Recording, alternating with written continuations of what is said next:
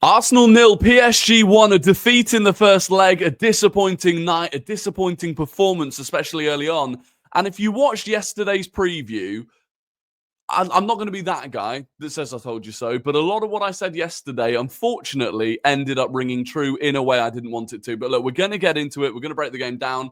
If you're not already subscribed, though, if you could subscribe, we're on the way to 16,000 subscribers. And if you could click that like button, it does massively, massively help. Yesterday's video did really well. I appreciate that. But look, let's get into it. And look, I mean, the game started very, very badly, didn't it? PSG, actually, we'll bring it up on this one. PSG, one ball into the midfield. Nuno Mendes into Ousmane Dembele. An unbelievable amount of space here. And the movement of their players, of their midfield and their attack, we just did not know how to handle it early on. And you look at this scenario here, right? Martinelli should see that the immediate danger is Ousmane Dembele running centrally. He should look at how many players we've committed to the press, and he should be coming across straight away to Ousmane Dembele. And down at the bottom of the picture, Declan Rice should be taking Fabian Ruiz, and Jurriën Timber should be taking Kvaratskhelia. None of that happens. And the main reason is that Martinelli doesn't register that the danger is Ousmane Dembele. And so as Dembele starts carrying it, it takes ages for Martinelli to actually start sprinting and realizing that it's his man. By that point, Declan Rice has realized that Martinelli's not dealing with the issue, and so he's gone across to try and cut off Dembele. That means that Timber has had to follow Fabian Ruiz, and that has left Kvaratskhelia free. So all of that is because we've just not picked up on the men that we're meant to be taking, right? The ball then comes out to Kvaratskhelia, who has all of that space because Saka's well upfield, having committed to the press, and we're all at sea. And at that point, Kvaratskhelia comes into the box, and then again, Dembele's left wide open. At no point in the entire passage of play has Ousmane Dembele actually been picked up. Because again, Rice has gone to try and deal with the Kvaratskhelia problem because Saka was out of position but caught in the press. Martinelli at this point still hasn't picked up Dembele, and it ends up in the back of the net. And it's a great finish. Credit to them. It's a great goal. It's a fantastic goal from a PSG perspective. But I felt like we just weren't switched on to the danger at that point. And obviously, you know, with the rotation that we had, you know, a lot of people thought, well, Merino is a midfielder, so play him in midfield. But we've not actually played like that in a while. And it cost us early on. And it continued to cost us. I've not added any more pictures of them, but PSG were creating opportunities. In the first half an hour, it has to be said, the first half an hour, we were nowhere near them. We were absolutely played off the park at both ends. They were beating us in the press. They were trapping us in. We were having to go long to Trossard, which is pointless. It was really tough going. And credit to them for that, because what a way to start the away leg. But we did begin to get a foothold in the game. The final 15 minutes of the first half, we started growing into it. And this was the moment. Miles Lewis-Skelly, who I thought was fantastic, one of the few players that could come away really holding their head high, showed that you can trust him against anyone. Desiree Doué against Miles Lewis-Skelly, it was a great battle. But in this moment, he picked it up in the 6. And again, when I'm saying some of these things, just hark back to yesterday's video and remember what I was saying. But Lewis-Skelly picked it up in the 6. He turned out of the press. He carried the ball a long way through the midfield, driving at them, then plays a wonderful ball into Martinelli. I mean, it is a perfect ball into Martinelli, and Martinelli has to do better. The finish isn't good enough. It's a great save by Donnarumma, but Martinelli shouldn't be giving him a choice there, a chance. And that was a real shame. But Miles Lewis-Skelly in the build-up to that, absolutely fantastic. We come out, started the second half. We think we've scored. Now, the big thing for me here, and it is offside. I don't know why it took so long, by the way, to register that offside. Inside the stadium, we had no idea what was going on. And I was saying to the people around me, I was like, well, if it's offside, semi-automated offside would have flagged it quickly. So anyway, it was offside, and it was quite clearly offside. But the big thing here, I want you to look at Donnarumma. This is how Donnarumma is an exceptional shot stopper. This is his biggest weakness. We saw it the first time we played them earlier this season. 50-50 crosses, he never knows whether to stay or go. And I've seen it throughout the Champions League this season. He doesn't know what. Look, he's caught in complete no man's land. And we should have been targeting that throughout the whole game. I believe this was the first time Declan Rice took one of the free kicks from this position. Martin Ødegaard took a couple of outswinging deliveries before that. And I was like, why? firstly, he rarely clears the first man these days. But secondly, you want in-swingers. It's how Saka scored in the first game against them. But yeah, we all went mental, thought we'd equalised. And of course, it got ruled out, which was brutal. And then the other big chance. And look at what it is again. It's us beating the press with a powerful run. This time it's Declan Rice in the left 8. And he drives through.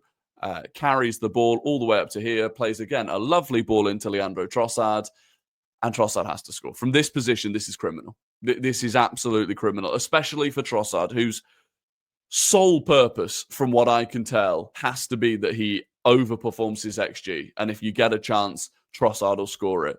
And ultimately, I think it's a poor shot. That's really central. It's a phenomenal save from Donnarumma, but it's one that he shouldn't be given the opportunity to make. From that position, Trossard should be burying it with no opportunity for Donnarumma to save it. So, look, it was frustrating. And then I thought after that was the 55th minute. After that, it was kind of a stalemate for the rest of the game. And that was kind of how I judged the game. Opening half an hour, comfortably PSG's game. Middle half an hour, I thought was our game, but not as comfortably as PSG had it. We weren't, dismantling them in the way that they had been with us. Final half an hour for me, a stalemate, which PSG, by the way, were very happy with. So credit to them for that. They were 1-0 up.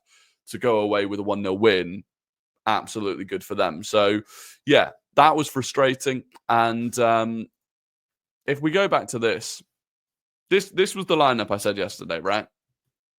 And hindsight's wonderful. And I'm not even saying that guaranteed this lineup would have worked. Right? We don't know if it would or not. But I look at that game, the press in the opening half an hour, we couldn't go long because we didn't have Mikel Merino up top. So we couldn't evade the press by going over it. We couldn't evade the press by going through it because we didn't have Declan Rice in the 8. Declan Rice today in the 6 was limited to about 50% of what he is capable of. Compare his performance today, which I still thought was a very good performance, but compare it to how he dominated Real Madrid. He wasn't given that opportunity today. So we couldn't go over the press. We couldn't go through the press. And it really hampered us. And then at the other end, PSG were quite comfortable on the ball because we were pressing with Merino, Ødegaard and Trossard. And between the three of them, there's not that extra bit of athleticism that Declan Rice provides in the 8. If you've got Merino, Rice, Ødegaard, that's an effective press. We've seen it. So we lost all of those things, in my opinion, because of a bit of fear that we didn't trust Miles Lewis-Skelly to be a 6. But we saw him in that position multiple times today. Incredibly comfortable, receiving the ball under the press. Only Thomas Partey, I think, is better.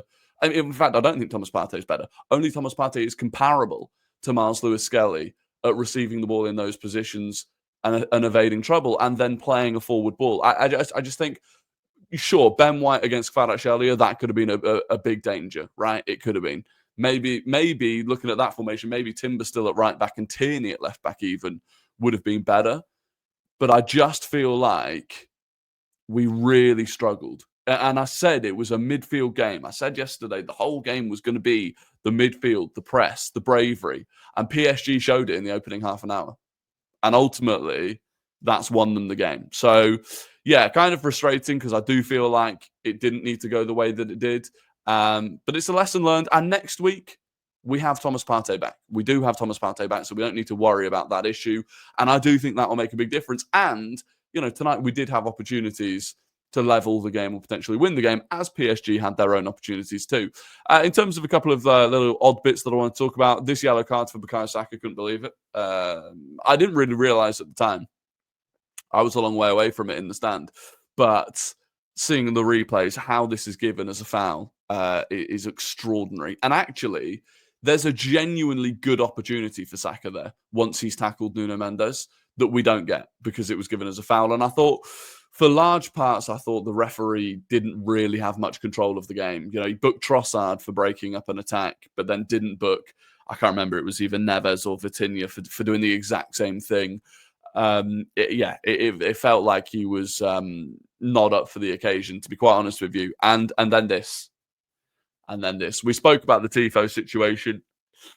We turned down fan-made designs, and it didn't go well. This looked tragic, to be quite honest with you. And actually, I felt like that tifo kind of set the tone for the atmosphere, and the atmosphere was poor tonight. And I fully understand. Before the game, the atmosphere was great. The vibes were great. The atmosphere was great. And I fully understand that you go 1-0 down early on. You spend the first half an hour really struggling to get into the game, struggling to get a foothold, not really creating anything to get the crowd up. I understand that that can harm the atmosphere. But that's when the team needs you. That's when the team needs the atmosphere. And I don't know how to explain it, to be quite honest with you, because of any game you're ever going to get, tonight had the highest percentage of season ticket holders. You know, pretty much every season ticket holder took their ticket rather than putting it on the exchange. So you can't blame it on tourists or whatever usual excuse they've got. There were also an alarming number of seats around me that were empty, which I can't understand. To be fair, someone did message me and say there were a lot of people near him that honestly looked like the sun had taken out of them. And I do think perhaps people were sat in the sun all afternoon drinking beers and it caught up with them in the evening. But yeah, it was disappointing. It was a disappointing atmosphere. But look, we'll get into the kind of individual performances of the players. Raya in goal, I thought was fine. Didn't really have anything either way about Raya, to be fair. Made a couple of good saves. Timber against Kvaratskhelia. Listen, people are saying, oh, he struggled to deal with Kvaratskhelia.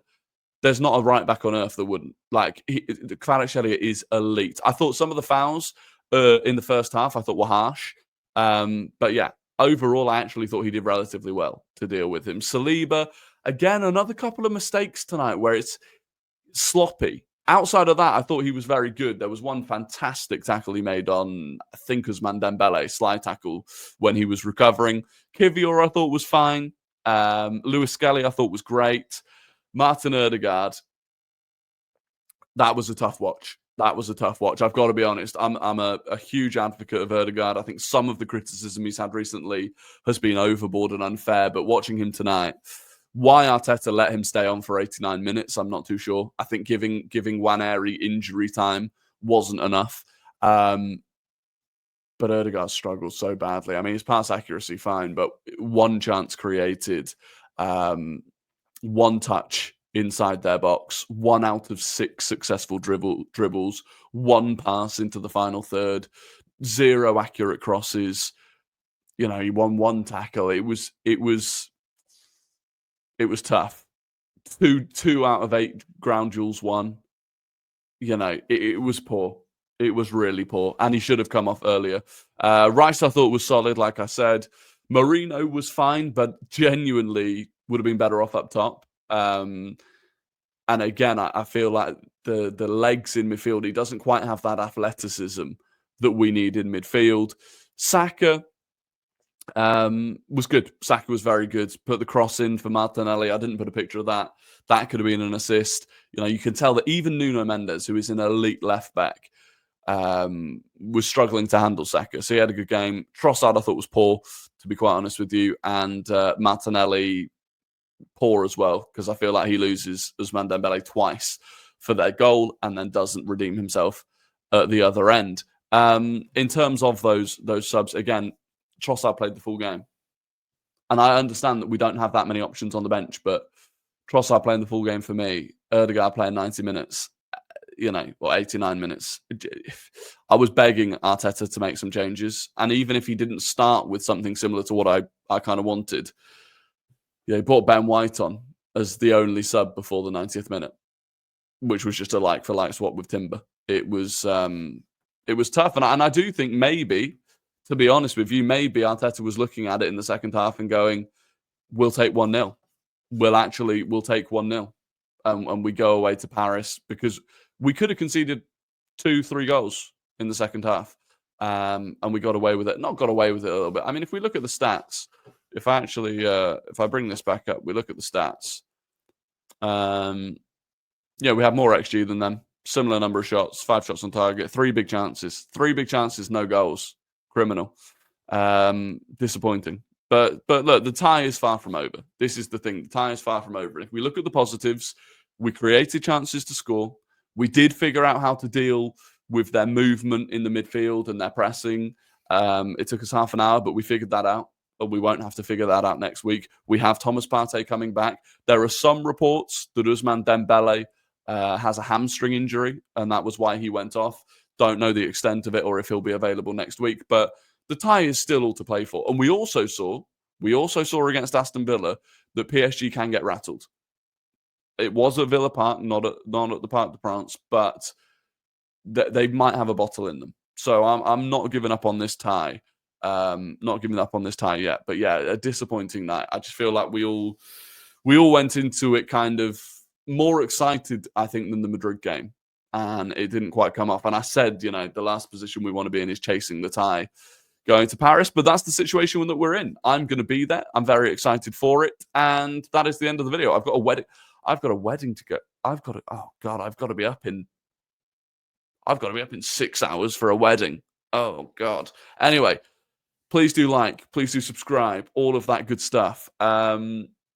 Keep an eye out. I'll post a short tomorrow, which will be like a little match day vlog thing. Obviously, it's a fairly sad one. But I'll post that. Other than that, videos will be back from Thursday onwards, hopefully. But until then, have a good evening, morning. You'll probably be watching this in the morning, to be quite honest with you. Have a good day, and I will catch you all on the next one. Goodbye.